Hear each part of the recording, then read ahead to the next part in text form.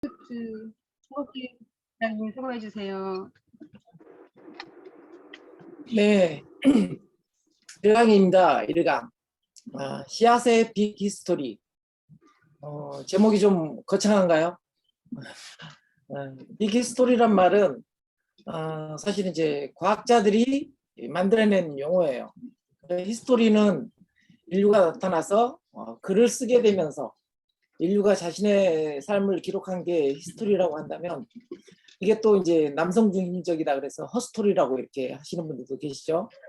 근데 여기에 이제 빅이란 말이 들어간 이유는 과학자의 입장에서 인류가 나타나기 전에 자연의 역사는 계속 있었고, 이 과정에서의 어떤 일들을 기준으로 해서 인류사를 다시 재조명하는 그 용어가 이제 빅히스토리라고 하는 용어입니다.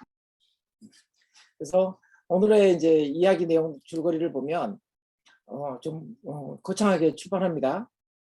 지구의 출발에서부터 시작을 하게 되어 있는데요.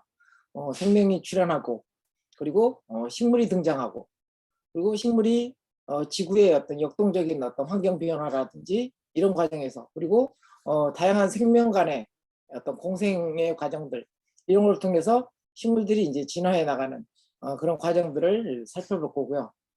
그다음에 그 진화의 정점에서 드디어 이제 씨앗이 등장하게 되는 것들을 이제 볼 수가 있습니다. 그리고 이 씨앗이 이제 살아가는 법의 하나로서 여러분들이 이 자리에 같이 왔다라고 하는 의미에서의 어떤 식물에서 드디어 작물로 전환되는 어떤 농업혁명에 대한 이야기를 좀 할 거고요.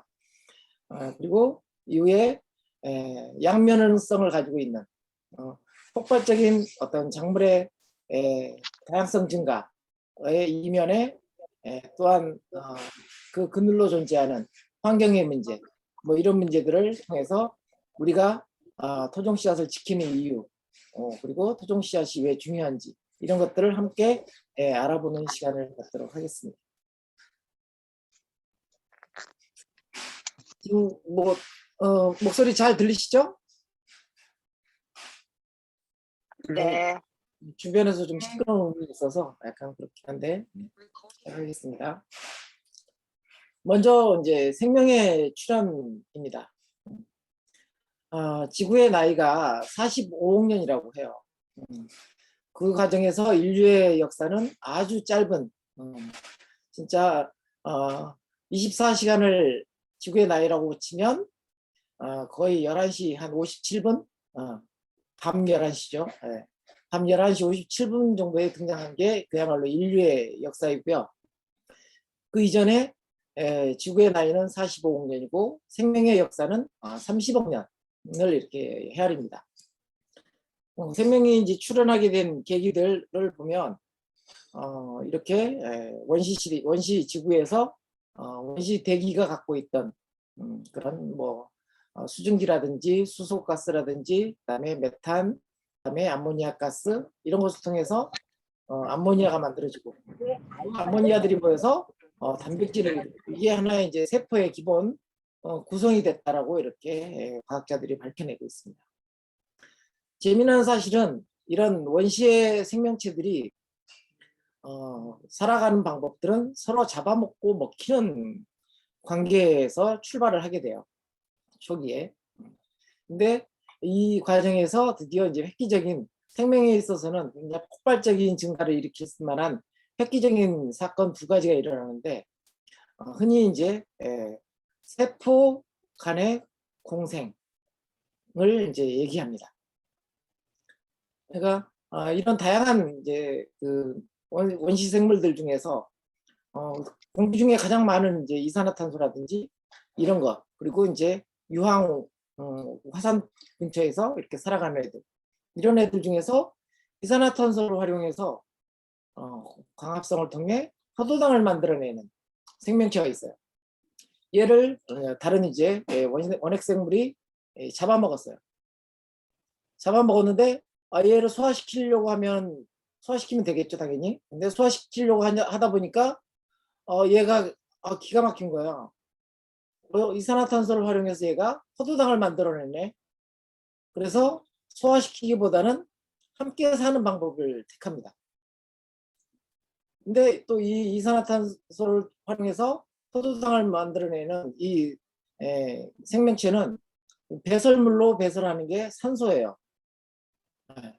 그래서 같이 살면서 이제 계속 이렇게 공생을 해 나갔는데, 그러다 보니까 이제 공기 중에 산소가 가득 찬 그런 시대를 맞이하게 돼요. 근데 그 당시 우리는 지금 산소가 굉장히 호흡하기 편한 당연한 존재지만, 원시 생명체한테 산소는 굉장히 위험한 기체였어요. 산소는 뭔가를 태워버리잖아요. 태우는데 어떤 촉매 역할을 하는 거라서, 그리고 우리 생명 활동 안에서 유리산소라든지 유기산소, 뭐 이런 자유산소, 뭐 이런 애들은 또 이제 세포를 노화시키는 그런 역할을 하기도 하잖아요. 그래서 사실 굉장히 그 안 좋은 거였는데, 이 산소를 활용해서 그 에너지를 만들어내는 미생물이 하나 있었어요. 원생생물이. 얘도 잡아먹었어요. 잡아먹었는데 얘도 보니까 기특한 일을 하잖아요. 포도당을 만들어내면 이 포도당을 가지고 에너지를 만들어내는 애예요. 이 원핵생물이. 그래서 얘도 소화시키지 않고 기특하니까 같이 살기로 한 겁니다. 이게 이제 세포 공생의 출발이에요.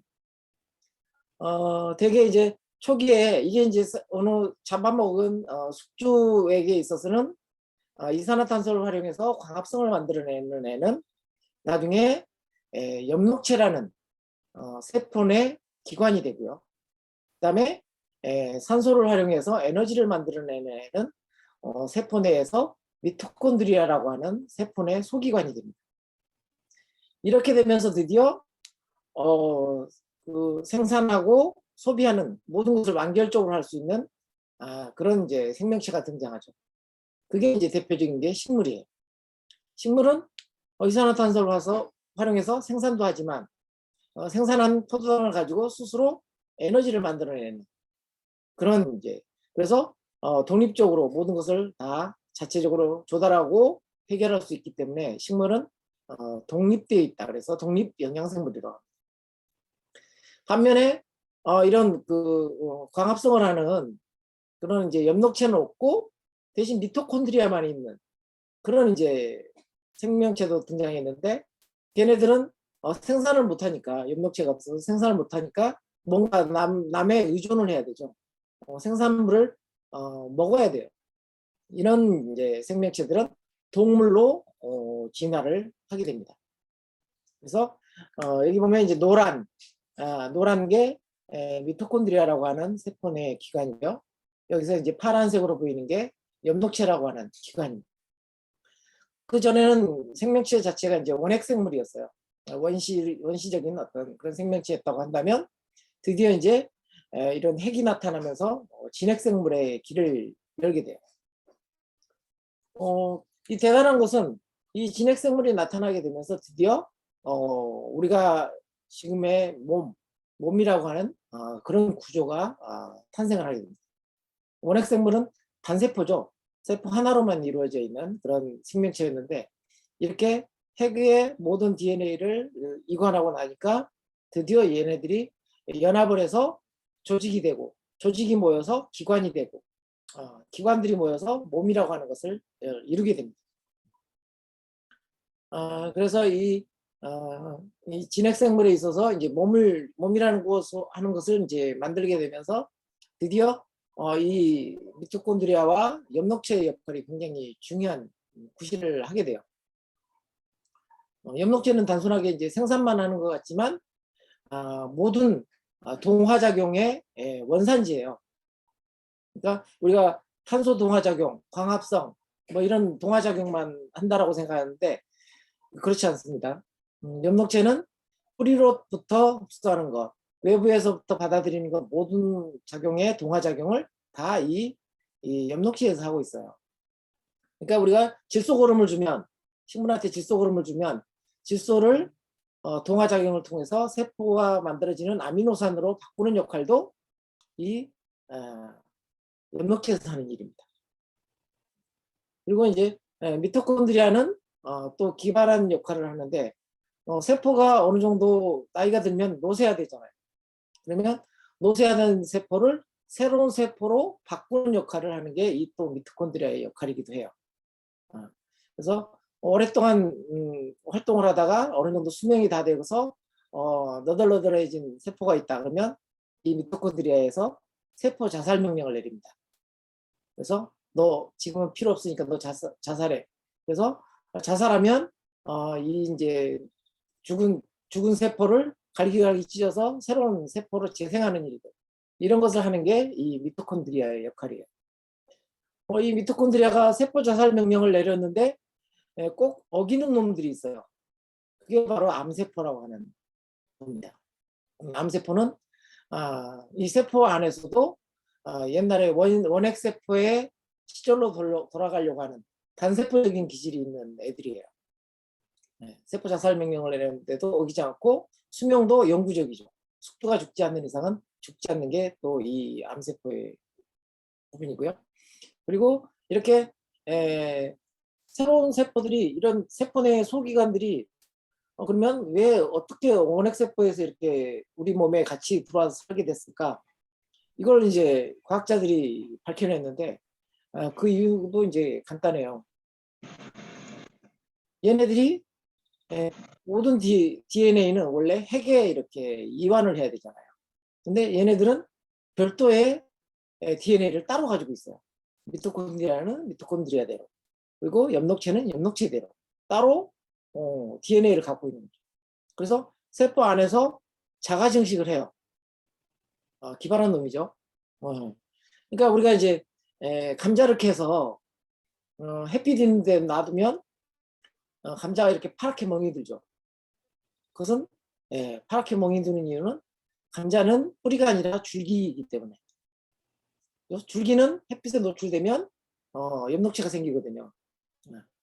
이 세포가 늘어나야, 세포 숫자가 늘어나야 이 엽록체가 늘어나야 되는데 감자는 그대로죠. 그 상태에서 세포 하나에서 엽록체가 자가 증식을 해서 이렇게 커지는 거예요. 많아지는 거예요. 그걸 보고 얘가 도대체 뭐길래 지네들 단독적으로 이렇게 증식을 하지? 희한하다. 그리고 이제 과학자들이 분석을 해보니까 얘네들이 보니까 별도의 DNA를 따라 가지고 있는 거죠. 그리고 미토콘드리아도 마찬가지입니다. 미토콘드리아는 주요하게 이제 생산단인데 이게 산소 호흡을 한다고 그랬잖아요. 미토콘드리아는 우리가 이제 식물로 치면 잎사귀는 이산화탄소 호흡을 하죠. 엽록체가 많은. 그렇죠? 잎사귀와 줄기는 또 이산화탄소 호흡을 합니다. 반면에 뿌리는 산소 호흡을 하죠. 뿌리에 미토콘드리아가 많기 때문에. 우리가 식물을 기를 때 일항을 만들고 일항에서 통기성 있게 만들어주는 이유는, 그걸 고슬고슬하게 만드는 이유는 이 뿌리에 산소 호흡을 돕기 위한 조치예요. 그래서 미토콘드리아와 엽록체가 별도의 생명체에서 드디어 몸을 이루고 특히 이제 이 미토콘드리아는 목의 유전이에요. 그러니까 식물로 치면 꽃가루를 통해서 유전되는 게 아니라 알세포를 통해서 유전이 되는 게 이 미토콘드리아의 유전 방식입니다. 우리가 이제 육종이라든지 아니면 뭐 종자기사라든지 뭐 이런 것을 배우게 되면 세포질 유전이라든지 이런 것을 배우게 되는데, 이게 세포질 유전은 미토콘드리아 유전을 얘기하는 거예요. 모계를 통해서 형질이 유전되는 것들이 식물 안에 존재하거든요. 그게 이 미토콘드리아 유전입니다. 사람으로 치면 사람의 조상을 알려면 이 미토콘드리아만 유전적으로 계속 추적하면 인류의 조상인 이브의 유전 형질이 어떠했는지를 밝혀낼 수 있다는 이제 얘기도 합니다. 미토콘드리아가 가지고 있는 모계 유전의 어떤 그런 것들을 역추적하는 거죠. 역학조사를 통해서 그런 것을 밝힐 수 있다고 얘기합니다. 아무튼 이 생명은 세포 단계에서 서로 잡아먹고 먹히는 그런 어떤 약육강생의 관계에서 드디어 세포끼리의 공생을 통해서 협업하고 몸이라고 하는 것, 그다음에 성이라고 하는 것, 암놈과 순놈, 암술과 수술 이런 것을 통해서 유전적 다양성들을 추구할 수 있는 그런 계기를 마련한 게 이 세포공생이 이루어낸 성과입니다.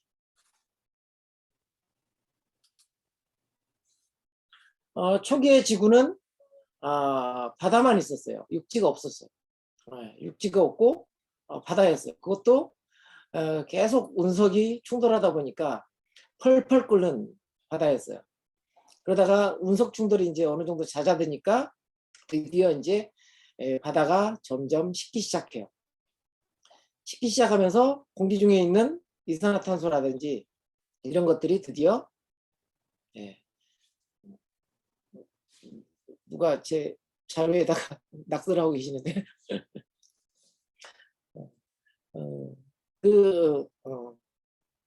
드디어 이제 이산화탄소가 바닷물에 용해되고 메탄가스가 바다에 용해되고 이 탄소가 주요하게 이제 바다에 용해되게 돼요. 왜 우리 코카콜라를 끓이면 이산화탄소가 다 밖으로 나오지만 냉장고에 넣어놓고 콜라를 이산화탄소를 억지로 주입하면 이산화탄소가 콜라에 녹죠. 뭐 이런 거가 같은 거예요.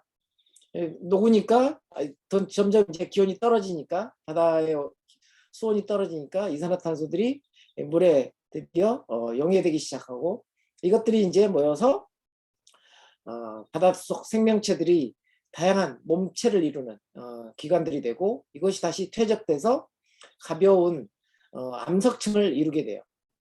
이것들이 드디어 이제 멘트를 따라서 흘러다니다가 드디어 이제 지각층을 이루게 됩니다. 땅이라고 하는 게 이제 드디어 생긴 거예요. 그러니까 땅이라는 것은 단순하게 생긴 게 아니라 생명활동의 결과로 생겼다고 보시면 돼요.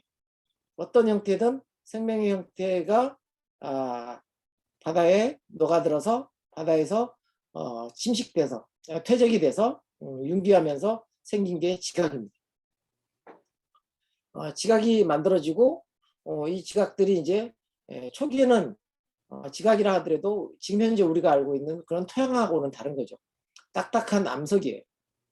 암석이 드러나게 되고 암석이 드러났지만 초기에 대기 중에 굉장히 유해한 광선들이 많았기 때문에 육지가 드러난 이후에도 한참 후에야 생명체들이 육지로 올라오게 돼요. 산소가 이제 계속 뿜어져 나오면서 산소들끼리 결합해서 오존층이라고 하는 태양에서부터 오는 자외선이라든지 방사선을 막을 수 있는 방패가 오존층으로 형성되고 나서야 드디어 생명체들이 육지로 도약을 하게 됩니다. 가장 먼저는 이제 동물들이 먼저 포식자를 피해서 도망 나왔고 이후에 해조류들이 이제 식물로 둔갑하면서 육지로 나오게 됩니다. 그래서 초기의 식물은 이끼예요. 이끼. 그러니까 우리가 식물에는 10개문이 있다고 그래요. 선태식물, 뭐 양치식물, 뭐 이런 식으로 해서 쭉쭉쭉쭉 이제 뒤에 나올 텐데 그 순서대로 식물들은 진화를 합니다. 근데 딱딱한 바위에서 이끼가 어떻게 먹고 살 수 있었느냐? 이거 완전히 그 딱딱한 바위잖아요. 그죠? 거기에 달라붙어서 얘네들이 살 수 있는 방법은 두 가지 기술이었어요. 어떤 것의 기원을 추적하면 그 자체에 이제 본질이 드러난다고 하죠. 식물의 기원을 추적해 보면 식물들의 본질을 깨칠 수가 있어요. 이끼는 뿌리를 통해서 산을 분비했어요. 우리가 이제 염산이라든지 식초라든지 이런 산을 분비해요. 그러면 바위가 녹겠죠. 그러면 미네랄이 드디어 이제 분해가 되는 거예요. 그걸 뿌리를 통해서 흡수하는 방식으로 생존해 갑니다. 식물도 마찬가지예요. 직매 식물도 뿌리에서는 산을 분비해요. 토양 속에 있는 토양에 강하게 결합되어 있는 질소 거름이라든지 뭐 아니면 뭐 칼슘 거름이라든지 마그네슘 거름이라든지 이게 이제 플러스 이온이거든요.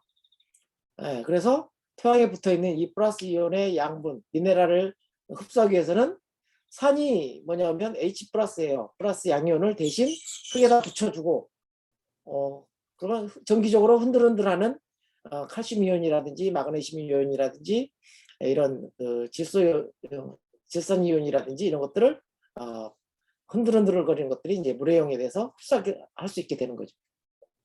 이게 이제 이끼가 생존하는 방식을 보면 그걸 알 수가 있어요.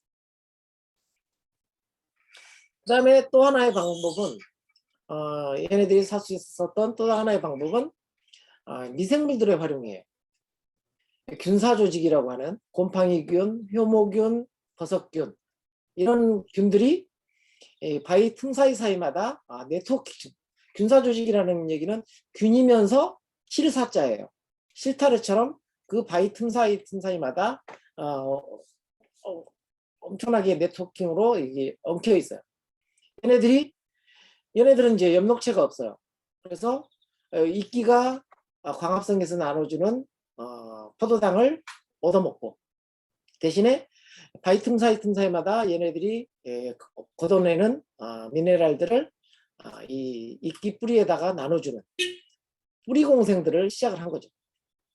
우리가 유기농하면 농업기술센터라든지 이런 데 가면 여러분들이 이제 바질러스균이니 강합성균이니 뭐 이런 것들 무료로 나눠주죠.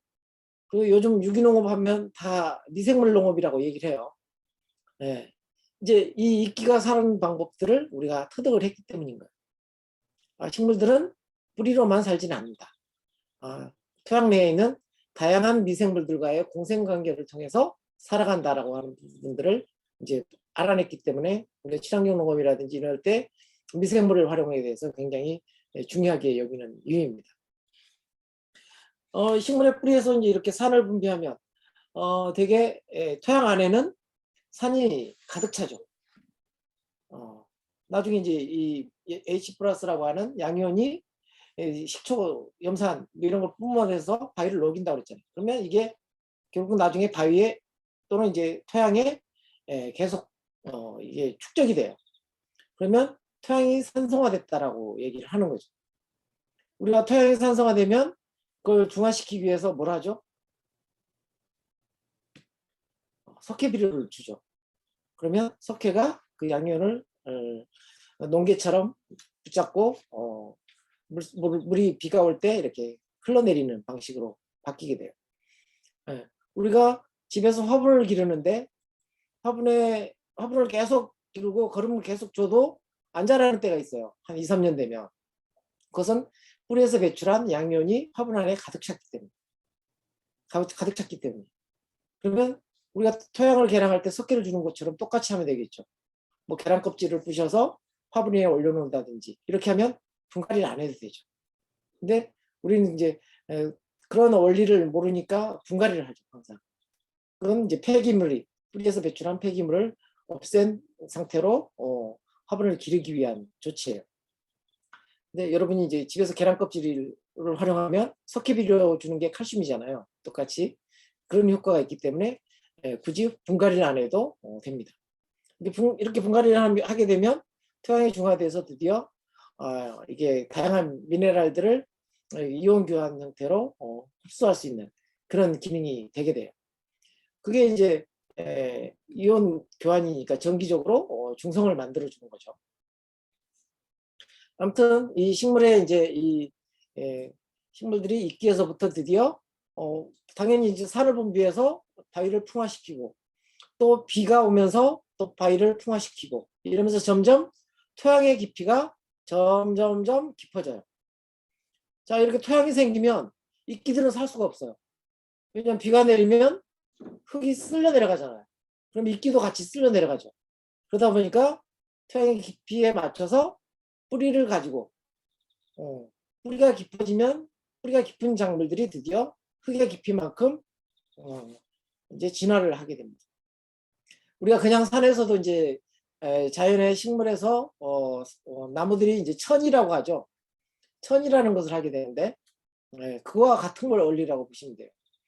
소나무처럼 청근성 있는 이제 나무들이 있다가 나무 중에 참나무처럼 이제 뿌리 깊은 심근성인 작물들이 이렇게 나무들이 또는 이제 전나무처럼 더 깊은 뿌리를 가진 나무들이 이렇게 천일을 하듯이 똑같이 토양의 깊이가 깊어짐에 따라 이렇게 뿌리가 쉽게 내릴 수 있는, 그래서 거기서 깊은 미네랄들을 깊은 곳의 미네랄을 활용할 수 있는 식물들로 자연 역사도 자체도 진화를 하게 됩니다.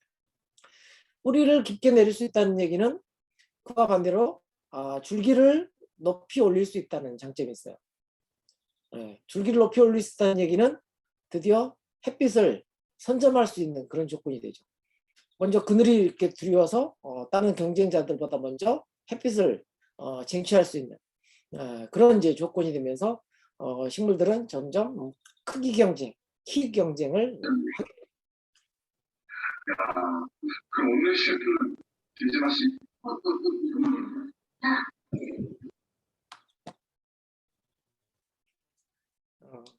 드디어 이제 식물의 진화에 있어서 뿌리 공생 부분입니다. 우리 흔히 이제 뿌리옥 박테리아 많이 보시죠, 그죠? 이렇게 이 뿌리옥 박테리아 같은 경우는 세포 밖에 있는 것처럼 보이지만 이 뿌리 세포하고 거의 일치된 그런 구조를 가지고 있어요. 이게 현미경적으로 잘라보면 그래서 다양한 미생물들이 다양한 식물과의 공생관계를 갖고 있는 거예요. 우리 소나무 밑에는 송이버섯이 있고 느티나무에는 느타리버섯이 있고 무슨 버섯에는 무슨 버섯이 있고 이런 식으로 이제 서로 식물과 나무와 곰팡이 버섯을 이렇게 궁합짓듯이 그런 원리에 따라서 다양한 공생관계들이 촘촘하게 토양 안에서 얽혀 있습니다. 이 이제 공생관계를 활용하지 않는 식물들이 물론 있죠. 제가 알기로는 이제 이렇게 뿌리공생을 활용하지 않는 유일한 식물은 이제 시금치. 시금치가 있어요. 시금치는 우리가 준 거름만으로 생존합니다. 그 외에 제가 아는 모든 식물들은 다 이렇게 뿌리 안에서 뿌리옥 박테리아뿐만이 아니라 버섯균이라든지 곰팡이균이라든지 효모균, 흔히 이제 아까 얘기했던 균사체라고 하는 조직과의 공생관계를 활용해서 살아갑니다.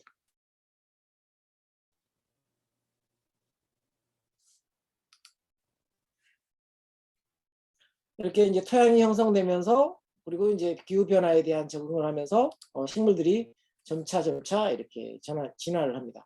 왼쪽 그림은 이제 적도 지방에서 극지방까지의 어떤 토양의 깊이예요. 보면 식생과 비에 의해서 결국은 모든 이 토양의 깊이가 결정난다는 걸 볼 수가 있어요. 비도 여러분이 알기로는 이제 여러분이 잘 알다시피 비는 중성이 아니에요. 비는 아주 약하지만 산성이에요. 그러니까 토양을 풍화시키죠. 그리고 또 얼었다 풀렸다를 반복하면서 또 암석을 깨고 식생도 마찬가지죠. 식생도 아까 산을 분비한다 그랬잖아요. 뿌리를 통해서. 그래서 풍화시키고 또 파고 들어가서 또 바위를 깨고 이런 과정에서 토양의 깊이가 점점 깊어지는 그런 것을 이제 볼 수가 있습니다. 열대 우림 같은 경우는 결국은 이제 나중에 보시겠지만 이 워낙 그 토심이 깊어지다 보니까 이런 그 알카리 토양이 아닌 아주 강한 산성의 그런 알루미늄까지 풍화시키는 그런 토양을 이루고 있어요.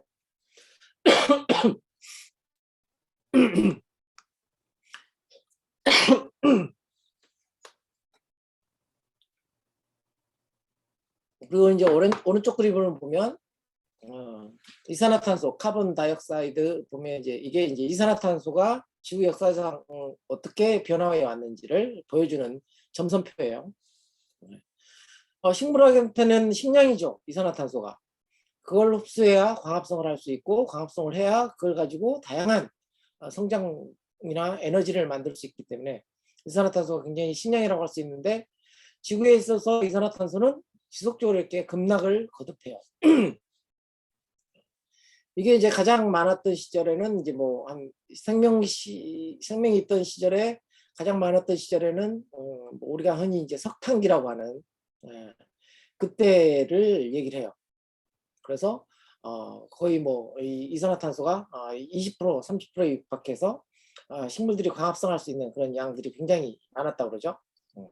그리고 이게 나무 몸체를 이뤘는데 이것을 분해할 수 있는 미생물들이 없어서 고스란히 이 땅에 묻히면서 이것들이 이제 하나의 지금 현재 우리가 산업혁명이라고 하는 그 에너지원으로 작용을 했던 겁니다.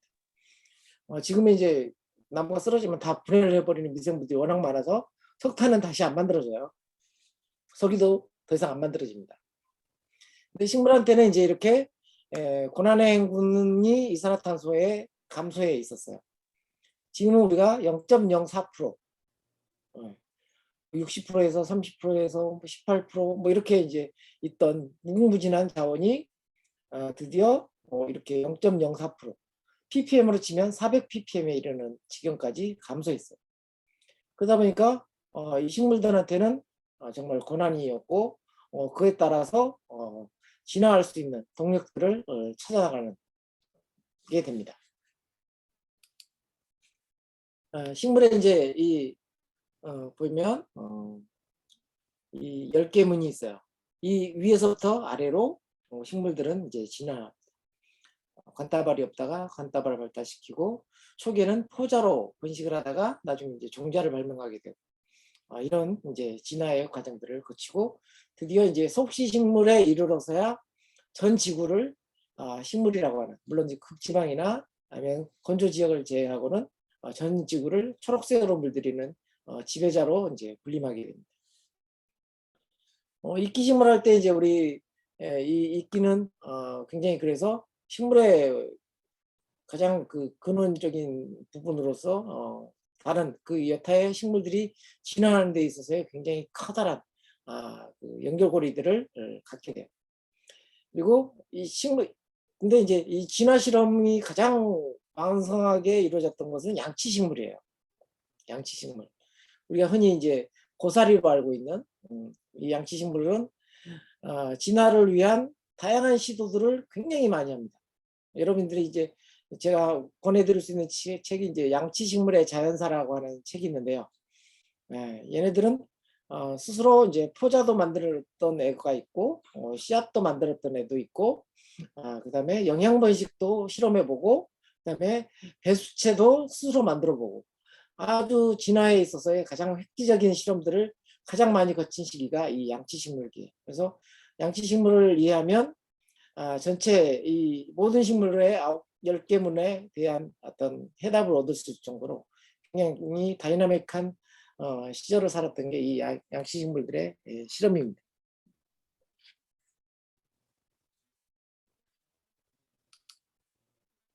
또 이제 식물의 진화에 있어서 지각의 구성물들을 활용하는 데 있어서의 어떤 변화도 한몫을 하게 됩니다. 우리가 이제 바위가 풍화돼서 흔히 이제 이 흙이 만들어졌다고 하는데 이 바위가 가지고 있는 성분들이 뭐가 많은지 이런 것들을 보면 이제 식물들이 하나하나 이것들을 이제 어떻게 활용하면서 진화했는지를 바라볼 수가 있어요. 우리 이제 지구과학을 배우신 분들은 이건 이제 옛날에 암기를 했을 텐데 산소가 제일 많아요. 그다음에 규소, 알루미늄, 철, 칼슘, 나트륨, 칼륨, 마그네슘, 기타 이 순서로 많습니다. 근데 이 산소는 그냥 산소가 아니라 이 밑에 규소, 알루미늄, 철, 칼륨, 나트륨, 칼륨, 마그네슘과 같은 것들이 산화된 형태로 있기 때문에 많은 거지 얘네들이 단독으로 존재하는 건 아니에요. 산소가 단독으로 존재하지 않고 이 미네랄들이 산화된 형태로 있기 때문에 산소가 가장 많고 원소 자체로는 규소에서 붙어 있습니다. 근데 이제 이 규소가 토양의 가장 모함이라고 보시면 돼요. 토양의 가장 기초. 이 규소가 SO2, SiO2, SiO4 이런 형태로 이제 규산 형태로 존재하는데 이게 이제 정기적으로 마이너스예요. 그러다 보니까 흙이라고 하는 것은 정기적으로 기본적으로 마이너스입니다. 여기에 이제 칼슘, 마그네슘, 칼륨, 나트륨 이런 것들이 플러스 이온의 형태로 결합되어 있는 거예요. 아까 그래서 뿌리에서 양성자를 내보내서 얘네들을 떨고 낸 다음에 흡수한다고 하는 그런 이온 교환이 토양 속에서 가능하게 된 거죠. 마그네슘은 이제 가장 중요한 이제 엽록소를 이루는 기초가 되고, 근데 이 중에서 식물들이 절대 사용하지 않는 원소가 하나 있어요. 그게 아까 열대지방 얘기했을 때 있었던 알루미늄이에요. 알루미늄은 중금속이기 때문에 중금속이 이 식물을 알루미늄을 흡수하게 되면 식물이 이 알루미늄을 흡수하게 되면 식물은 죽습니다. 생명체는 중금속에 대해서는 기피하는 현상이 있어요. 우리가 이제 우리나라 토양은 기본적으로 산성 토양이 많다 그러죠. 토양으로 풍화되는 암석이 화강암으로 이루어져 있기 때문에 그래서 그러다 보니까 우리나라는 산성 토양에 잘 적응하는 진달래라든지 뭐 이런 진달래라든지 개나리라든지 그다음에 소나무 이런 게 이제 잘 자라죠. 그렇긴 하지만 그럼에도 불구하고 알루미늄이 들어오면 안 되니까 우리 등산 나가다 보면 식물 뿌리가 이렇게 뻘겋게 이렇게 색상이 변해 있는 걸 볼 수 있어요. 얘네들이 알루미늄을 막기 위해서 만들어낸 도포제예요. 네. 이런 것을 볼 수 있듯이 식물들은 알루미늄을 흡수하면 안 돼요. 근데 알루미늄이 토양 안에 두 번째로 많잖아요. 규소 다음으로 많아요. 그래서 알루미늄이 대신에 토양 안에는 알루미늄 3가라 그래서 규소하고 아주 단단하게 결합이 돼 있어요. 규소하고 굉장히 단단히 결합되어 있기 때문에 쉽게 떨어지지 않아요. 열대지방이나 되니까 식물에서 계속 내뿜지, 비는 계속 오지. 그때는 이제 알루미늄이 떨어져 나와요. 그래서 식물들은 이제 죽이는 거죠. 네. 그래서 우리가 이제 토양을 중화시키는 이유는 앞에서 배웠듯이 거름발을 잘 받게 하기 위한 것 하나. 그다음에 이 알루미늄이라고 하는 중금속이 용출되어서 나와서 식물을 죽이는 것을 막기 위한 이유 하나. 이렇게 됩니다. 여러분이 산에 있는 땅 흙 가지고 화분흙을 삼았다고 하면 나중에 거름발을 안 받아서 화분에 있던 작물이 잘 안 자라요. 그러다가 나중에 최종적으로는 이 알루미늄이 화분에 있는 작물을 죽입니다. 최종적으로 알루미늄은 죽이는 거예요. 킬러예요. 그리고 이 식물들이 마그네슘, 칼륨, 나트륨, 칼슘, 철 이런 것들은 영양분으로 미네랄로 이제 활용을 하죠. 근데 보면 우리가 이제 거름의 3대 요소라고 하는 질소인산, 칼륨은 있는데 질소인산은 없어요. 그래서 우리가 이제 거름을 하는 이유는 기본적으로 암석이 풍화돼서 만들어낸 자연적인 흙에는 생명에 필요한 질소, 그 질소는 이제 단백질이잖아요. 세포를 이루는 거예요.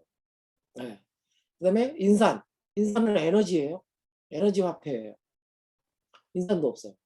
그러니까 당연히 공급을 해야 되는 거고, 칼륨은 우리가 이제 뿌리거름이라고 하죠. 뿌리에서 삼투압을 조절하는 기능이 있는데 토양에 2.6%밖에 없어요. 그러니까 또 별도로 이렇게 공급을 해야 되는 겁니다. 근데 이제 나중에는 이 식물들이 초분유가 되면서 규소라고 하는 것들도 활용을 하게 돼요. 규소는 이제 규산질이라 그래서 우리가 흔히 이제 실리콘이에요.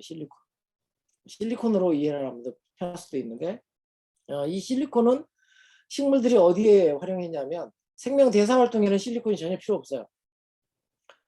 네, 전혀 필요 없는데 대신에 어떤 때 필요하냐? 건조지대가 나타나면서 건조지대에서는 이제 비가 안 오니까 이 그 나무들이 되게 살 수가 없어요. 그래서 이제 초원이 드디어 이제 생기는데 초원에 이제 풀들이 생기는데 풀들은 햇볕을 잘 받기 위해서는 나무처럼 이렇게 가지를 뻗어서 이렇게 넓게 햇볕을 받을 수 있게 하면 좋은데 그게 안 되는 거예요. 그러다 보니까 이파리를 길게 늘어뜨려서 햇볕을 받아야 되는데 근데 햇빛이 이 이파리를 길게 늘어뜨리면 결국 옆으로 처지잖아요. 중력에 의해서. 그래서 중력에 의해서 이 이파리가 처지지 않게 하려고 하는 성형에 활용을 한 거예요. 우리가 흔히 이제 코 높이고 뭐 이런 거 할 때 실리콘 성형을 하죠. 근데 우리가 인류보다 먼저 이 실리콘을 활용해서 성형을 했던 게 바로 식물이에요. 식물 우리 풀 보면 이제 풀 이렇게 뜯어서 햇빛에 이렇게 비춰보면 이제 반들반들 반짝반짝하는 게 있죠. 그게 이제 실리콘이죠. 그래서 성미 급해서 장갑 안 끼고 풀을 이렇게 뽑으려고 그러면 손을 베기도 하는 그게 이제 실리콘이 가지고 있는 기능이고 그래서 이 식물들이 이 규소로 무장하고 나서부터 드디어 이제 식물뿐만 아니라 동물계의 어떤 생태계도 굉장히 급격하게 바뀌는 변화를 일으킵니다. 이 규산질로 무장하면서 이 초기의 초식동물들이 이걸 씹지를 못했어요. 규산질이 모래라고 보시면 돼요. 흔히 이제 모래, 석영 뭐 이런 거 머들머들 하잖아요. 딱딱하고. 그러니까 초기의 초식 동물들은 이제 범낭질이 없어서 이걸 저작 활동을 해서 씹어서 이게 소화할 수가 없는 거예요. 그러다 보면 이게 그 규산질이 이빨을 그냥 닳게 하는 거죠. 그래서 이빨이 홀라당 빠져버려요. 그래서 뭐 우리가 흔히 이제 초기 초식 동물로 알고 있는 맘모스라든지 뭐 마스터돈이라든지 이런 초기 초식 동물들은 그래서 멸종을 한 거예요. 물론 이제 인류가 이제 막 사냥을 많이 해서 없어졌다 이런 얘기도 하는데 기본적으로 식량난이 심했던 거죠. 그리고 이제 이후에 나타나는 이제 말이라든지 소라든지 이런 동물들은 드디어 이제 범낭질이 치아에 따르면서 드디어 이제 씹게 돼요. 근데 이걸 씹어도 생명에는 필요 없잖아요. 이걸 그대로 이제 배설을 하죠. 규산질이 다 이제 바다로 강으로 바다로 이렇게 흘러 들어가요. 초기에 이제 바다에 있는 생태계에서는 이 대부분이 이제 연체 동물이었어요. 연체 동물, 연골오류라고 하는 가오리라든지 상어라든지, 예, 우리 이제 고기 먹어보면 이제 암모니아 냄새 나는 고기들 있죠. 그다음에 뭐 홍어라든지 이런 연체 동물만 있었는데 이 규소를 활용해서 이제 살던 유공충이라든지 이런 걸 크릴새우가 먹고 크릴새우를 또 이렇게 이제 고래라든지 이런 경골오류들이 먹으면서 드디어 바다에 경골오류가 등장을 하게 됩니다. 우리가 이제 뭐 흔히 먹는 조기류, 뭐 청어, 뭐 고등어, 갈치, 뭐 요즘 전어철인데 전어, 뭐 이런 모든 고기들은 다 경골오류예요. 식물들이 이 토양 안에 있는 규산지를 꺼내 쓰게 되면서 드디어 바다 생태계도 변화됐고 우리의 식단도 그만큼 변화가 일어난 겁니다.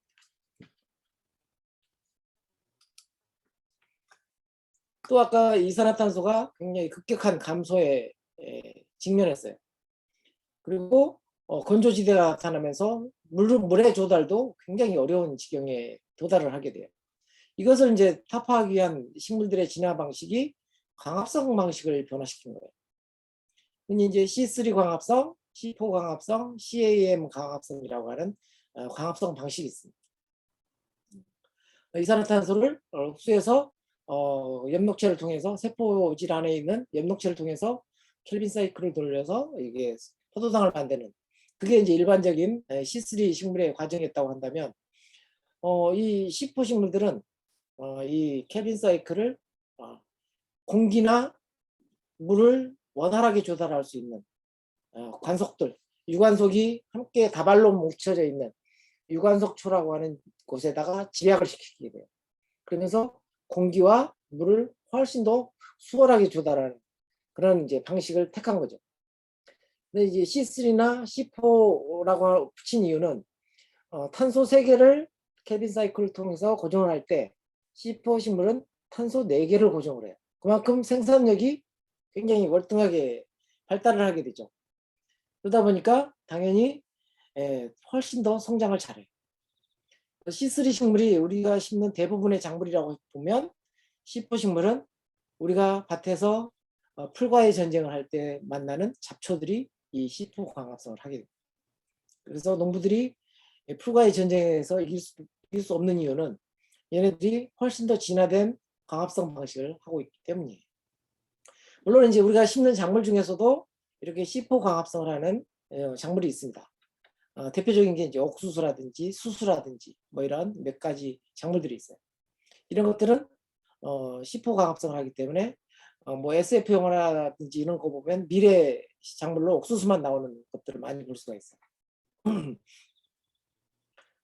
우리가 이제 벼 모내기를 할 때 보면 가끔 이제 이 뭐가 어느 정도 자라 있을 때 뿌리를 보면 뿌리에 가끔 피 씨앗이 이렇게 붙어 있는 걸 볼 수가 있어요. 근데 씨앗 상태로 모는 이만큼 자라 있는데 그 피가 그 모를 금방 따라잡는 것을 보는 것은 쉽죠. 예. 그게 이제 이 C4 광합성이 가지고 있는 위력이에요. 그 다음에 이제 CAM 광합성이라고 하는 것은 크레슐산 대사라고 또 하는데요. 크레슐산. 얘네들은 이제 건조지대에 있던 애들이에요. 건조지대에서 이산화탄소를 흡수하기 위해서 기공을 열면 몸 안에 있는 수분을 빼앗기죠. 그래서 기공 여는 시간을 밤 시간으로 바꿉니다. 밤에 기공을 열어서 가스 교환을 하고 낮에 햇볕을 받아서 엽록체를 통해서 이렇게 광합성을 해서 포도당을 만드는 방식이에요. 이런 식물들은 이제 다육식물이 대표적이죠. 우리가 집에서 이제 다육식물을 기르면 여러분이 잠자는 밤에 얘네들은 가스 교환을 합니다. 이산화탄소를 흡수하고 산소를 내뿜겠죠. 가스 교환을 하고 낮에 이제 햇볕을 받아서 광합성을 합니다. 우리가 밭에서 만나는 잡초 중에서도 있죠. 잡초 중에서 뭐가 있을까요? 새비름, 새비름이 이제 대표적인 또는 이제 돌나물이라든지 뭐 이런 것들이 이런 CAM 방식으로 광합성하는 식물들입니다. 이렇게 이제 광합성 방식이라든지 이런 것, 뭐 다양한 미네랄을 활용하는 범위라든지 이런 것들이 다양하게 변화를 가져가면서 식물들은 지구의 어떤 환경 변화를 적응해 나가면서 진화를 거듭하게 됩니다. 드디어 이제 씨앗 얘기가 나왔습니다. 씨앗의 빅히스토리 하다 보니까 씨앗 나오기가 쉽지 않았는데 드디어 이제 씨앗 이야기가 나왔는데 식물의 진화에 있어서 가장 그 궁극의 결과물은 씨앗이라고도 할 수 있어요. 물론 이제 거시식물의 이제 이런 씨앗도 있지만 특히 이제 이 속시식물의 진화, 씨앗을 만들어낸 것은 굉장히 적인 사건이었어요. 거시식물의 어떤 씨앗들은 그 전에 이제 고사리나 이끼가 있던 포자와 별반 다르지를 않아요. 그러니까 굉장히 이 꽃가루를 생산하는데 에너지를 굉장히 많이 소비하는 형태인 거죠. 우리 5월달에 이제 마당에 나가 보면 송화가루를 볼 수 있죠. 송화가루가 엄청나게 많이 떨어져 있죠. 이 정도의 꽃가루를 생산하기 위해서는 소나무가 거의 혼신의 에너지를 다 거기에 쏟아부은 결과물이에요. 엄청난 에너지를 이 꽃가루를 만드는데 활용을 한 거죠. 이 꽃가루가 이렇게 또 원활하게 수분이 되게 하기 위해서는 이런 어떤 식물들은 군락을 이루어야 돼요. 군락을 이루지 않으면 그 수분이 원활하지 않을 수도 있기 때문에.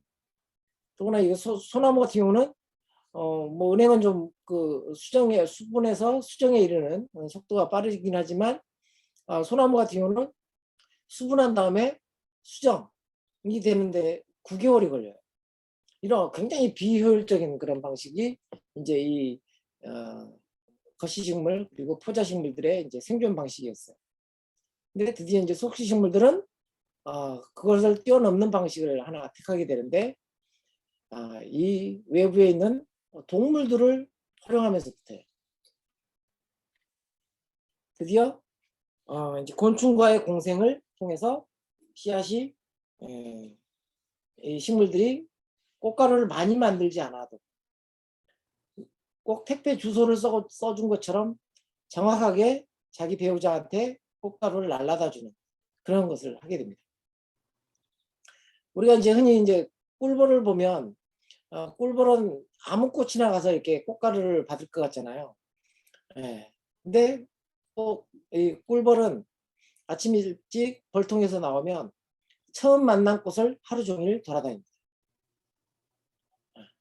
벌통에서 딱 나왔는데 첫 출근해서 민들레꽃을 만났다. 그럼 얘는 하루 종일 민들레꽃만 쫓아다녀요. 친구들이 이제 그걸 어떻게 알아차리는지 모르죠. 이게 이제 곤충의 종충성이라고 하는 특징이에요. 친구들이 이제 그걸 보고 알아챈 거죠. 제가 좋아하는 뭔가를 제공하면 제가 내 배우자한테 주소 안 적어줘도 정확하게 전달하는 걸 안 거죠. 그러다 보니까 꽃가루를 많이 생산할 필요가 없죠. 그리고 굳이 군락을 이룰 필요가 없어요. 벌이 이동을 해서 갖다 주니까. 그러면서 에너지 낭비를 획기적으로 줄인 거예요. 그 다음에 드디어 이 씨앗들을 나르는 것도 마찬가지예요. 씨앗이 생겼는데 어미폭이 밑에 떨어지면 사실 어미의 그늘에 가려서 자랄 수가 없잖아요. 근데 동물들이 좋아하는 먹이를 달달한 과일을 제공해서 얘네들이 멀리 날아다 주는 그런 이제 동물과의 공생관계를 택한 거죠. 수분에서부터 씨앗을 멀리 퍼뜨리는 것까지에 있어서 동물들을 활용하게 됩니다. 식물은 한 자리에 박혀 있지만 한 자리에 박혀 있기 때문에 뭐 어디 이동을 못 하잖아요. 어디를 도망가지도 못하고. 근데도 불구하고 이 공간사계 제약 이런 것들을 훌륭하게 동물을 활용하면서 드디어 벗어나게 됩니다. 그래서 동물과의 공생을 통해서 식물은 공간을 드디어 지배하게 되고 전 지구를 초록색의 식물공화국으로 바꿀 수 있었던 거예요. 물론 여러분을 이 자리에 오게 한 것도 씨앗이 불러서 왔잖아요. 그죠? 여러분이 이 자리에 앉은 이유도 식물들의 적당한 먹거리 제공 그런 유혹에 여러분이 여기에 함께 동참하고 있다고 보시면 돼요. 자, 이 공간상의 제약을 벗어났다고 한다면 그 다음에 이제 식물들이 시간상의 제약을 벗어나는 과제도 완성을 하게 됩니다. 그게 이제 가장 중요한 휴면과 발화라고 하는 씨앗의 지상 과제, 가장 큰 비밀. 이걸 통해서 가능했어요. 우리가 시금치 씨앗을 받으면 2달 동안은 아무리 그 받은 씨앗을 파종을 해도 발화를 안 합니다. 감자도 마찬가지죠. 한 2달 정도는 싹이 안 나죠. 그걸 이제 내생 휴면이라고 하고 또는 이제 자발적인 휴면이라고 합니다. 정확하게 자기가 발할 만한 조건이 될 때까지는 휴면을 하는 거죠. 또한 환경이 되면 여지없이 발화를 해야 되는 게 씨앗의 이제 숙제죠. 근데 이제 환경 휴면이라 해서 인위적으로 우리가 건조한 데다가 말려서 보관한다든지 이러면 또 휴면 기간이 늘어나죠. 감자를 한 1도나 0도 정도에다가 보관하면 또 싹이 안 나죠. 이런 식으로 강제적인 휴면을 통해서 발화를 시간을 이렇게 딜레이 시킬 수가 있어요. 그래서 씨앗이 하나의 타임캡슐을 만들었다고 보는 거예요. 그래서 결국은 이런 어떤 휴면이라고 하는 것들 그리고 자기가 살아갈 수 있는 조건이 될 때까지 휴면을 하고 조건이 되면 여지없이 발화하는 그런 휴면과 발화를 통해서 씨앗은 시간상의 제약도 벗어나는 그런 이제 쾌거를 이루게 됩니다. 시간과 공간을 지배하게 된 식물인 거죠. 자, 이제 우리 인류와 함께 이제 식물이 만나는 시간입니다. 그래도 한 5분 정도 쉴까요? 네, 5분 정도 쉬겠습니다. 네. 네. 저도 목이 아프고 화장실 다녀오실 분들은 다녀오시고요. 8시에 정확하게 8시에 시작하겠습니다.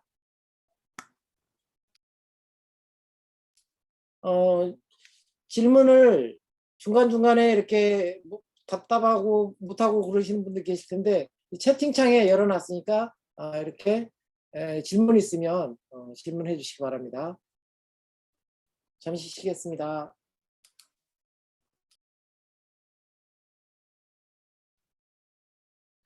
대표님이 좀 힘드신가 보구나.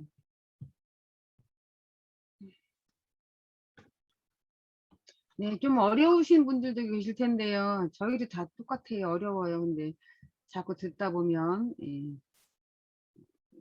이제 언젠가는 쉬운 그런 과목이 되지 않을까라고 생각이 됩니다. 네, 힘드시겠지만 잘 한번 들어보셔서 본인의 것으로 만드시기 바랍니다.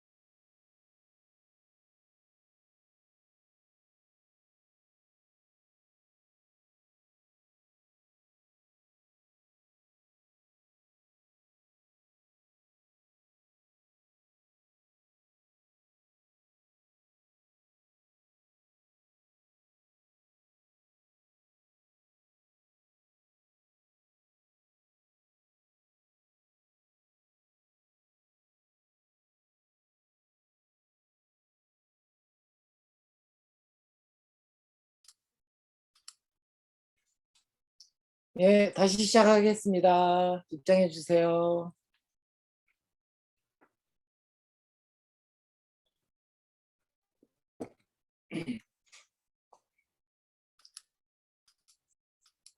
다들 얼굴을 감추고 계셔가지고 나중에 출석 체크할 때는 얼굴 좀 봐야 되겠는데요. 아, 파주에서도 오셨네요. 반갑습니다.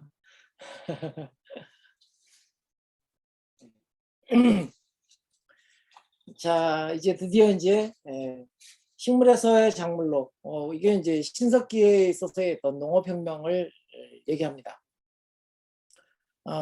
농업혁명은 신석기에 한꺼번에 이루어진 게 아니고요. 사실은 농업혁명은 식물을 작물로 길들이는 인류의 역사가 같이 이렇게 결부된 과정이라고 보시면 돼요. 흔히 이제 전문 용어로는 이제 순화라고 하죠. 우리 쉽게는 이제 길들이기라고 하는데 식물을 작물로 길들이는 과정들이 구석기 내내 수렵과 채취 이 과정에서 이루어지게 돼요. 청주 소로리에 가면 구석기 시대로 지금 시대상으로 보면 구석기 시대에 발견된 벽시가 발굴이 됩니다. 그러니까 구석기 시대 때 신석기에 농업혁명이 일어났는데 어떻게 구석기 시대에 벽시가 나와?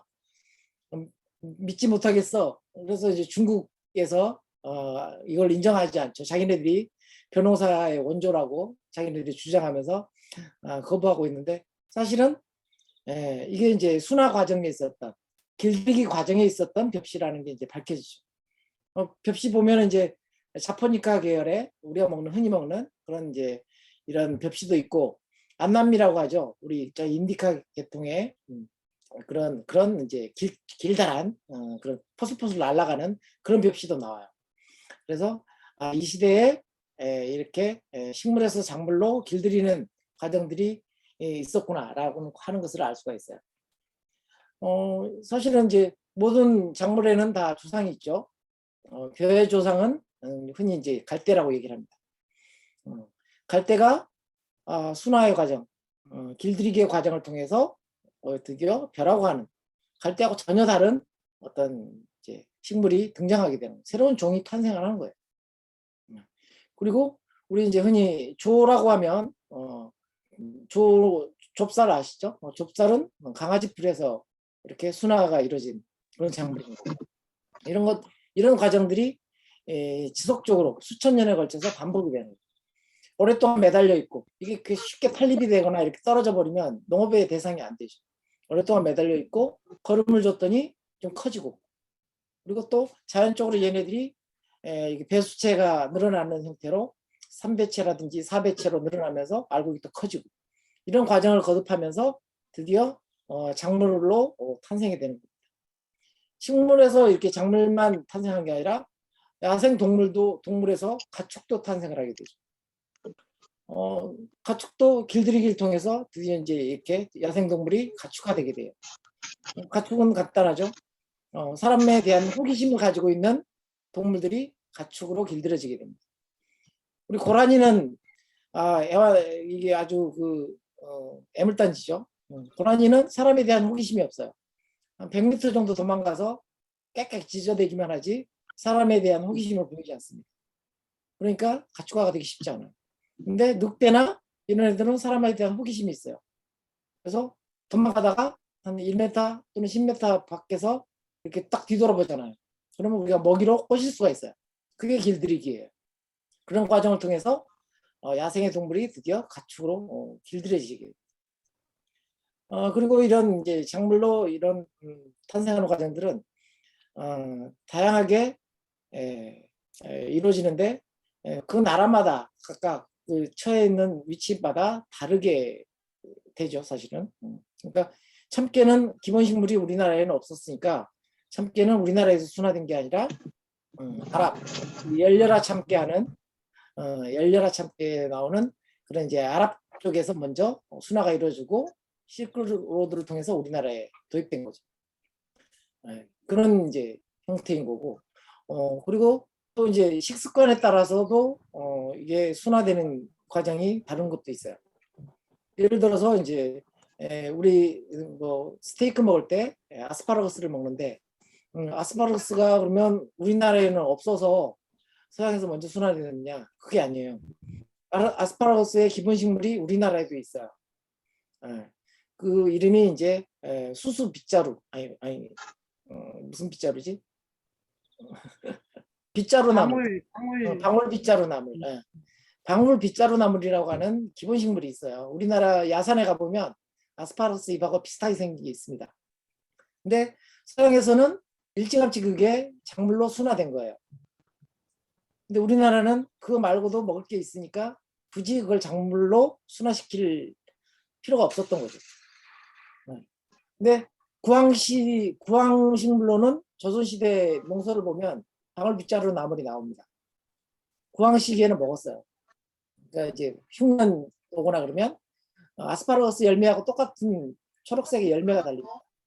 그러다가 나중에 이제 빨개지는데 빨갛게 되면 이게 섬유화가 돼가지고 못 먹는데 파랄 때는 아스파라거스마다 똑같은 맛의 열매를 맛볼 수가 있어요.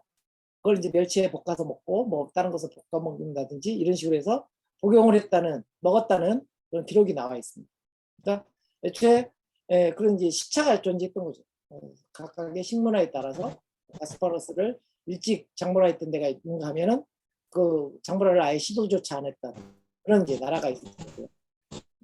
그리고 이게 이제 신석기 농업혁명 이 시기에 이제 완결된 거냐? 그건 또 아니에요. 또.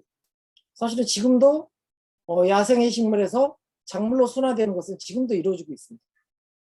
예전에 제 어렸을 때는 바구니, 대바구니 하나 가지고 가면 산에서 도라지하고 도덕을 캘 수 있었어요. 네. 근데 요즘은 어때요? 숲이 우거지니까 반음지 조건에 있던 도라지와 도덕을 산에서 찾을 수가 없어요. 약간 반음지성 작물이기 때문에. 그러다 보니까 요즘에 이제 밭에다 심기 시작하죠. 작물화가 되고 있는 거죠. 네. 그전에는 도라지는 야생에 있는 씨앗 받아서 그냥 심으면 됐는데 작물화가 되니까 어때요? 약도라지라고 해가지고 종자회사에서 도라지 씨앗을 또 따로 팔기도 합니다. 이런 식으로 시간차라든지 공간적인 제약이라든지 이런 제약은 있어도 식물에서 작물로 순화되는 길들이기 과정들은 이렇게 나라마다 다르게 또는 시간적으로 다르게 지속적으로 이루어지고 있는 거라고 보시면 됩니다. 또한 이제 이렇게 식물에서 작물로 획기적인 변화를 일으키는 또 하나의 사건은 요리혁명이에요. 요리. 초기에 이제 동물들은 기본적으로 단맛하고 짠맛은 선호해요. 단맛하고 짠맛. 단맛은 기본적으로 이제 탄수화물이니까 에너지원이죠. 짠맛은 전해질이에요. 전해질은 그야말로 이제 뭐 신경망이라든지 이런 데서 전기적인 신호를 담당하는 게 이 미네랄의 역할이에요. 그러니까 우리가 단식을 하더라도 소금은 꼭 먹어야 되죠. 소금 먹지 않으면 기절하죠. 왜냐하면 뇌신경에서 또는 이제 모든 신경 조직에서 전기 신호를 나타내는 게 이 소금에 포함되어 있는 미네랄들이 하는 역할이거든요. 전기 신호를 내는 애들이 얘네들인데 안 먹으면 안 되는 거죠. 그러니까 기본적인 먹어요. 근데 신맛은 상한 음식을 대표해요. 그죠? 그리고 쓴맛은 독이에요. 안 먹었단 말이죠. 동물들은. 근데 이후에 불을 활용하면서 그리고 거기에 맞는 적절한 양념, 그죠? 법제, 한의학에서는 이제 법제라고 그러죠. 이런 걸 통해서 드디어 신맛과 쓴맛도 먹게 됩니다. 그러다 보니까 안 심던 식물이 이건 그냥 기피하던 식물들이 드디어 작물로 등장하게 되죠. 그러면서 폭발적으로 작물이 탄생하게 됩니다. 요리혁명은 그런 의미에서 인류에 있어서 커다란 은혜를 베푼 거죠. 그리고 이 불의 활용을 통해서 그리고 다양한 영양분을 섭취하게 되면서 인류가 두뇌를 발달시키게 되고 그리고 하나의 문화를 만들어 나가는 계기도 같이 만들어내게 됩니다.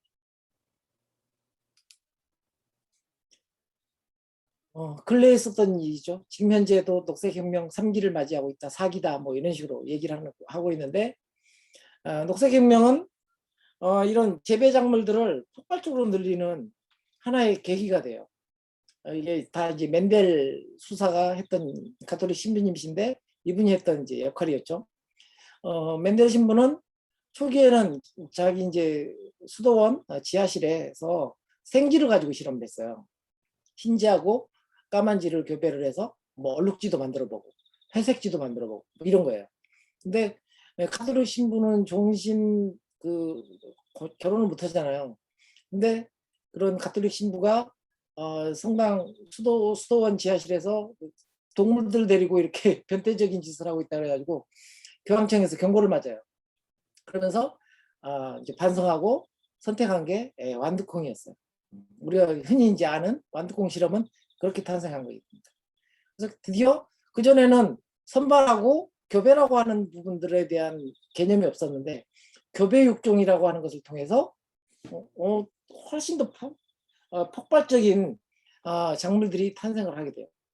그러니까 우리 흔히 이제 양배추를 하는 이제 양배추의 기원이 되는 기본 식물이 하나 이제 야생에 있었겠죠.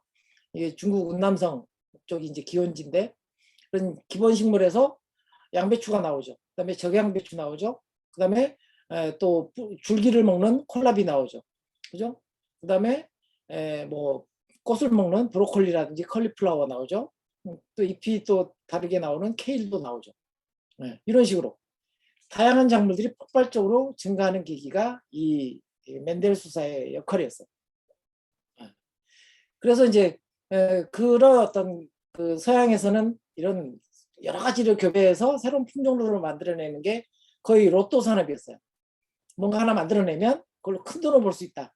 이게 이제 그 당시 다윈이 살던 시대의 식자들, 좀 돈 있고 좀 시간 여유 있는 그런 이제 과학자들의 취미 활동이었어요. 비둘기도 애완 비둘기, 그다음에 애완 강아지, 이런 다양한 것들을 만들어내는 폭발적인 사건들이 다윈 시대에 이루어져요. 근데 다윈이 그런 모습들을 보고 종의 기원을 쓴 거예요. 우리가 흔히 이제 갈라파고스 여행하고 나서 종의 기원을 썼다고 생각하잖아요. 그게 아니에요. 그 갈라파고스를 여행하고 나서 갈라파고스 뭐 여행기 뭐 이거 쓰고 나서 다윈은 철저하게 자기 영지에 가서 자기 땅에 가가지고 농사짓던, 죽을 때까지 농부였어요. 근데 그 당시 이제 사람들이 하던 일들을 이렇게 딱 들여다보니까 사람들이 자기 선호에 따라서 새로운 종들을 탄생시키는 걸 보는 거죠. 나는 매운 고추가 좋아. 그래서 계속 교배해서 그 중에서 매운 고추만 계속 씨앗을 받아서 결국 아주 매운 고추만 뭐 칠리 페퍼라든지 이런 걸 만들어내더라. 또는 이제 어떤 사람은 고춧가루가 많이 나오는 것을 생산물을 좋아해서 과가 큰 것을 계속 해서 만들어내더라. 새로운 종이 탄생하는 거잖아요.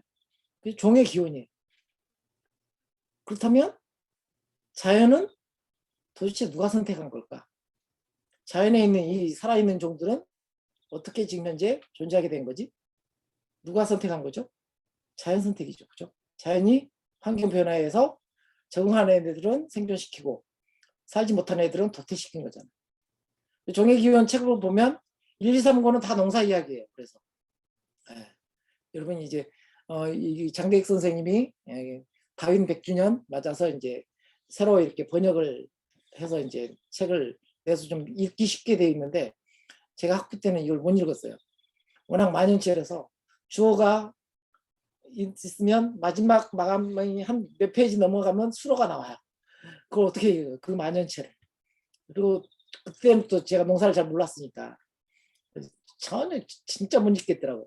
근데 이게 이제 나중에 보니까 이게 이제 농사 이야기예요. 그래서 이제 자기의 이제 기억을 소환해서 갈라파고스 여행했던 것들도 이제 사례로 넣고 그러면서 이제 이 책을 쓰게 된 거죠. 아무튼 획기적인 어떤 그 다양성들을 추구했던 게 이 녹색혁명기예요. 근데 이게 이제 하나의 또 다른 함정에 빠지게 된 게 결국 이런 어떤 다양하게 만들어진 종들이 상업자본과 결합하면서요. 다양한 종들을 다 판매하면 좋은 거 아니냐. 근데 상업자본의 입장에서는 그러려면 비용이 굉장히 많이 들죠. 그러다 보니까 자기가 정작 미는 종자들을 중심으로 종의 다양성들을 획기적으로 감소시키는 역작용도 같이 이루어지는 게 이 녹색혁명의 그늘이에요. 그래서 다양성이라고 하는 부분들은 우리가 이제 환경운동을 하는 분들이라든지 다들 이것 하나의 커다란 이슈로 삼고 있죠. 우리가 이제 재테크 할 때 일부는 현금으로 은행에다 놓고 일부는 주식 투자도 하고 주식 투자할 때도 계란은 한 바구니 안 넣는다 그러죠. 그 오징어 게임이 나온 대사인데 주식 투자에서 실패한 친구가 하던 얘기잖아요. 계란을 한 바구니 넣는 게 아니야. 그 분산 투자잖아요. 그죠? 분산 투자를 하는 이유는 모르기 때문에 미래를 예측할 수 없기 때문에. 그러니까 사실은 이 다양성들이 감소한다는 얘기는 인류에게 있어서는 미래를 예측할 수 없는 미래에 대한 보험들을 잃어버리는 것과 똑같은 거예요. 여기 오른쪽 표에 보면 100년 전과 100년 후 century ago 또는 이제 80년이라고 되어 있는데 80년 후에 얼마나 종 다양성들이 감소했는지를 보여주는 그림이에요. 양배추가 80년 전에는 544종류가 있었는데 지금은 28종류만 남아있다. 근데 28종류 조차도 종자회사에 의해서 만들어진 하이브리드 종자, F1 종자라는 거죠. 이만큼 획기적인 감소는 그 아일랜드의 감자 대기근이라든지 뭐 이런 또 필리핀의 또 식량 파동이라든지 이런 걸 통해서 우리가 이제 익히 하는 대재앙의 이제 전조가 될 수 있다라고 하는 미래학자들도 많습니다. 그리고 뭐 그늘이 또 하나 드리워지는데 농생태가 그야말로 무너지게 되죠. 우리가 흔히 아는 이제 토종작물이라든지 뭐 이런 애들은 대표적으로 이제 키가 커요. 토종을 우리가 이제 서양인보다 우리가 키가 작아서 토종 작물도 키가 작겠지 하는데 사실은 키가 커요. 키가 커서 여기다가 이제 화학 비료를 하게 되면 키가 더 커버려서 쉽게 쓰러지겠죠. 도복이라고 하는 그런 피해를 볼 수가 있어요. 그래서 사실은 이제 그 화학 비료라든지 이런 것들을 안 하죠. 그리고 또 토종은 이제 다양한 질병들에 대해서 고루 내성을 갖추고 있는 수평 저항성이라고 하는 부분들을 갖추고 있어요. 왜냐하면 시간에 따라서 지속적으로 환경 변화에 적응하는 과정들 이런 것을 고스란히 유전인자에 담게 되잖아요. 우리 이제 맥클린톡 여사가 쓴 이제 그 톡톡 튀는 유전자, 옥수수 유전자를 가지고 맥클린톡 여사가 쓴 그 논문이 있는데 그거 보면 식물들은 굉장히 다이나믹하게 환경 변화라든지 이런 것에 대해서 적응하면서 그에 따른 형질 변화를 꾀해 나가는 것을 볼 수가 있어요. 그만큼 다양한 데 비해서 이 육종한 종자들은 그런 기능들이 굉장히 떨어진다는 거예요. 그래서 특정한 질병에 강한 수직 저항성이라고 그래요. 수직 저항성을 갖출 수는 있지만 토종과 같이 여러 질병 레이어에 대해서 고루 내성을 갖춘 그런 형질은 못 만들어야 된다는 거죠.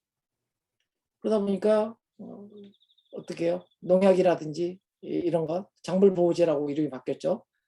이런 것을 통해서 작물을 재배할 수 없는 밖에 없는 그런 환경이 된 거고 화학 비료라든지 이런 것에 의존하다 보니까 토양에 기본주기를 갖추어야 될 그런 성분들이 굉장히 고갈되는 그런 상황이에요.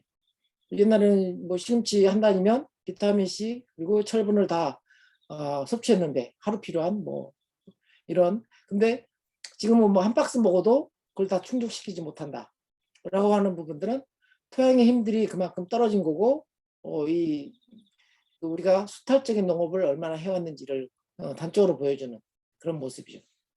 우리 흔히 이제 뭐 저기 어디죠? 강원도 평창 그런 데 가보면 산 전체가 그냥 배추밭이에요. 고창에 가보면 산 전체가 언덕 전체가 그냥 다 수박밭이고 그러다 보니까 거기에 벌레 입장에서는 진수성 쫓아를 놨는데 그죠? 농약을 안 할 수가 없죠. 그리고 거기에 필요한 단작 위주의 지속적인 반복 농업을 통해서 그 작물을 건강하게 키울 수 있는 미네랄들이 고갈이 되게 돼요. 그러니까 단순한 맛, 단맛 이것만을 지킬 뿐이지 그 외에 깊은 맛을 내는 그리고 향기를 내는 그 작물에 맞는 향을 갖추는 그런 데 필요한 미네랄들은 고갈이 된 거예요. 맛이 단순해지죠.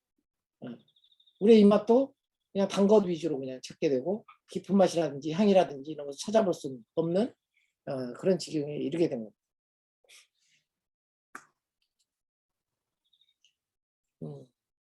제가 이제 씨앗 수집하는 장면이에요.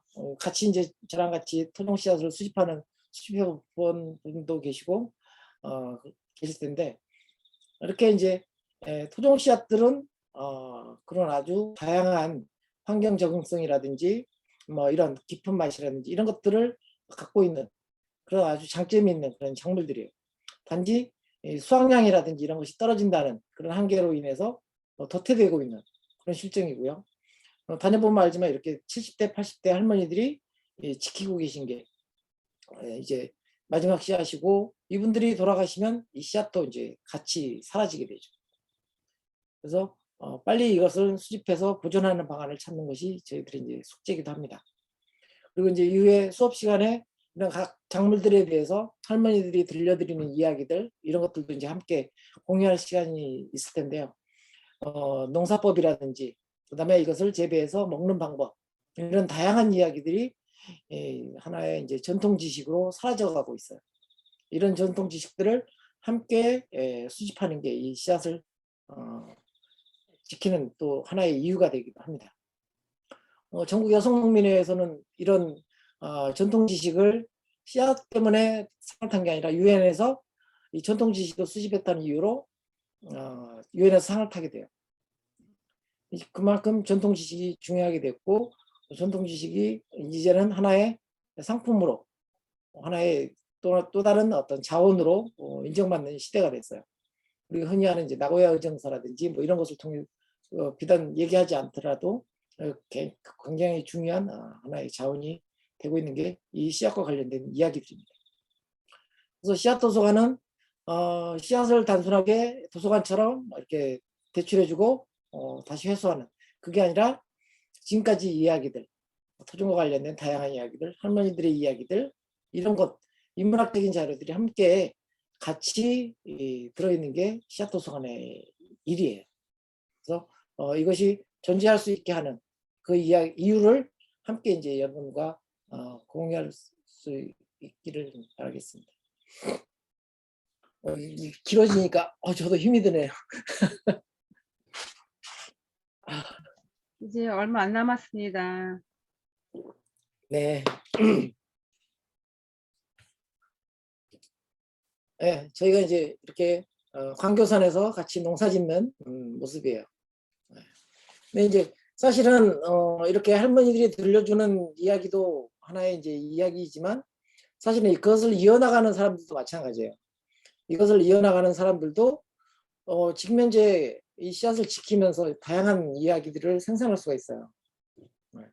광교산에서 이제 이렇게 거의 한 8년, 7년 이렇게 농사 짓고 있고 보니까 아까 오신 분 중에 용훈 형처럼 이렇게 같이 농사 짓는 멤버도 있으신데 이런 이야기들이 함께 지켜나가면서 만들어 나가는 이야기들도 훨씬 더 풍성해질 수가 있어요. 여기서 막걸리를 만들고 어떤 쌀은 어떤 막걸리에 좋고 뭐 이런 것들을 하나하나 검증해 나가는 과정들 이런 것들도 우리가 이제 하나하나 만들어 나가야 됩니다.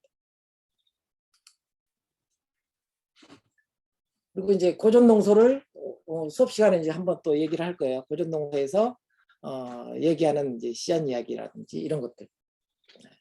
그래서 재미난 이야기들이 굉장히 많아요. 네. 하나 예를 들면 이제 호래비콩을 항상 얘기하는데 네. 호래비콩은 왜 호래비콩인지 할머니들한테 들었던 얘기하고 책에서 봤던 내용이 좀 다르거든요. 할머니들은 호래비콩이 콩이 커가지고 콩 껍질이 이렇게 갈라져요. 그래서 주름살 모양이거든요. 주름살이 진 것처럼 보여요. 그래서 호래비콩이라고 이렇게 할머니들이 얘기를 해요. 근데 고전농소에는 호래비콩은 하나씩 심어서 콩은 원래 이제 콩새알을 심잖아요, 그죠? 콩새알을 심는 뜻도 따로 있는데 뭐 벌레가 새가 하나를 먹고 벌레가 땅벌레가 하나 먹고 하나를 사람이 먹는다 뭐 이렇게 얘기를 하는데 콩새알을 파종을 하고 나서 콩이 잘 자라면 두 개를 부부로 키우는 게 콩농사예요. 부부로. 그래서 서로 가지가 엉키고 서로 엉켜서 이렇게 자라게 하는 게 콩농사라고 하는데 근데 이제 호래비콩은 콩이 밑에서부터 달려요. 밑에 바닥에서부터. 근데 서로 두 포기를 이렇게 의지해서 기르게 되면 콩깍 꼬투리가 이렇게 흔들거리면서 터져요. 그래서 탈립이 많이 생기는 이유 때문에 하나씩 심었던 거예요. 근데 이제 그래서 콩은 되게 이제 두 개씩 심는데 하나씩 심어서 하나 호래비콩이다 이런 얘기도 나오고요. 그 다음에 이제 그런 얘기도 있어요. 우리가 흔히 이제 눈에 콩깍지 씌었다 이런 얘기 하잖아요. 그게 어떤 뜻이냐면 콩꼬투리에는 콩알이 두 개 들어가거든요. 그 콩알 이름도 있어요. 그러면 콩꼬투리 안에서는 서로 상대방밖에 안 보이잖아요. 그리고 눈에 콩깍지 씌었다는 얘기는 너밖에 안 보여. 너밖에 없어. 그죠? 그런 얘기예요. 그 다음에 이 콩 이름이 있다 그랬잖아요. 하나는 알콩이고요. 하나는 달콩이에요. 알콩이 아무래도 남자겠죠? 달콩은 여자고 알콩달콩 산다. 그 다음에 콩을 이제 꼬투리를 이렇게 흔들거리면 나오는 소리가 있어요. 이게 부부싸움 하는 거예요. 티격태격 싸운다. 티격태격. 뭐 이런 얘기. 그러니까 사실은 우리가 농업이라고 하는 게 기본적인 원초적인 생산 능력 이런 것만을 두고 봤을 때는 정말 지금 전해지고 있는 우리들이 자연스럽게 쓰는 이야기들 이게 다 농업에서 나온 얘기인데 사라지고 있잖아요. 그죠? 이런 이야기들이 시약과 함께 같이 얘기돼야 정말 훨씬 더 풍성해지고 그것에 대한 애정이라든지 애착이라든지 이런 걸 가질 수 있게 되지 않을까 싶어요. 그래서 아무튼 이런 고전 농서에서 전하는 이런 작물과 관련된 다양한 이야기도 여러분과 함께 공유할 수 있도록 하겠습니다. 네, 고생하셨습니다. 오늘 아니요, 너무 아직 안 끝났어요. 감사합니다. 네. 끝났는데. 그다음에 이제 저희 수원에 있는 씨앗 도서관 모습이에요. 이렇게 씨앗 전시하고 씨앗 나눔할 수 있는 공간도 있고 이렇게 모종으로 공급하는 행사도 하고 있습니다. 그때 이제 오는 사람들마다 들려주는 이야기가 이제 굉장히 풍성해야 한다는 거예요. 여러분들이 이야기가 많이 풍성하게 이번 시간을 통해서 좀 같이 공유했으면 좋겠어요. 제가 이제 마지막으로 보여드리는 그림이 청와대 밥상이에요. 이게 밑에 청와대라고 써 있죠. 이게 이제 그 문재인 대통령이 트럼프 대통령이 처음 우리나라 방한했을 때 차린 밥상이에요. 북한에서 나던 토종쌀 2가지를 하고 남한에서 심던 토종쌀 2가지를 섞어서 밥을 했어요. 그리고 독도새우는 유명하죠. 독도새우로 요리를 했어요. 문재인 대통령이 트럼프한테 하고 싶은 얘기는 뭐였을까요? 우리는 통일을 원한다. 독도는 우리 땅이다. 그죠? 이런 이야기들이 씨앗이 기본적으로 해줄 수 있는 다양한 이야기 중에 하나예요. 그래서 이번 인트로죠. 그야말로 첫 수업에서는 앞으로 이제 우리가 같이 만들어 나가야 될 이야기들, 씨앗과 관련된 다양한 이야기들을 이렇게 간단하게 소개하는 장이었었고요. 네, 지금 질문이 들어온 게 없네요.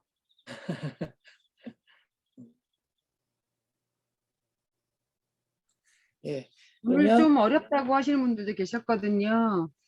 소감 좀 나눠주세요. 질문이나. 네. 그래서 질문 하나 올라왔어요. 네. 네, 모든 씨앗은 2개월에 뭐 내생 휴면 휴면. 기간이 있나요? 그렇지는 않아요. 그렇지 않은 것도 있어요. 배추씨라든지 뭐 갓씨라든지 얘네들은 떨어지면 바로 나오고 콩도 마찬가지예요. 떨어지면 바로 나와요. 걔네들은 내생 휴면이 없습니다. 근데 이제 일부 이제 작물들이 이렇게 내생 휴면이 있고 또 콩도 이제 건조시키면 수분이 닿지 않으면 이제 이렇게 강제 휴면이 되죠.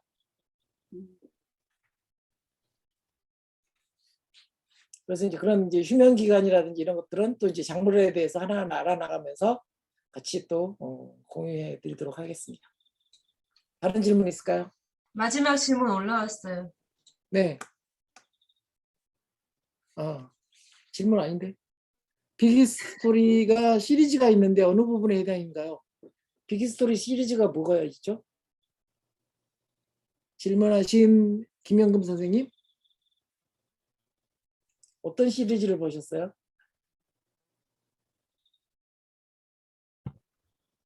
저기 그 빅히스토리라고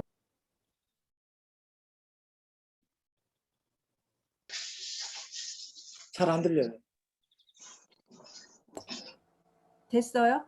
오늘 네, 네. 강의 내용 좋았는데요.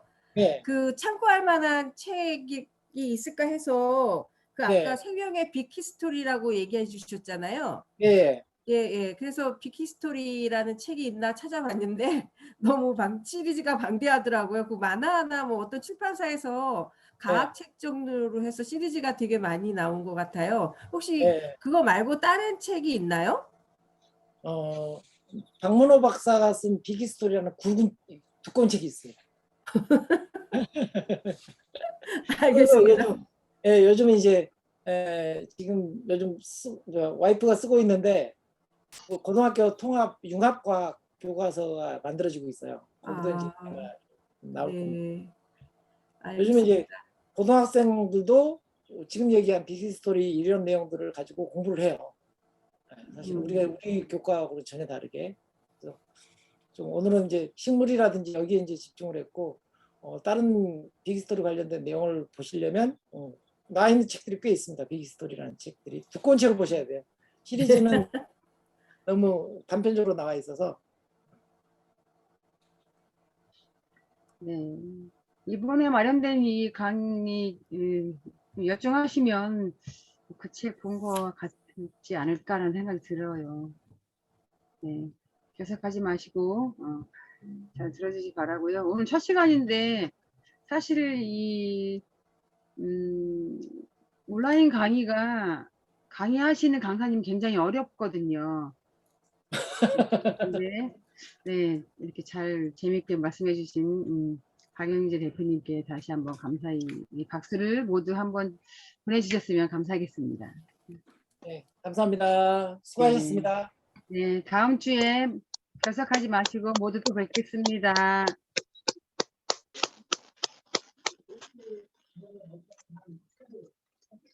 네, 제가 종료하겠습니다. 네.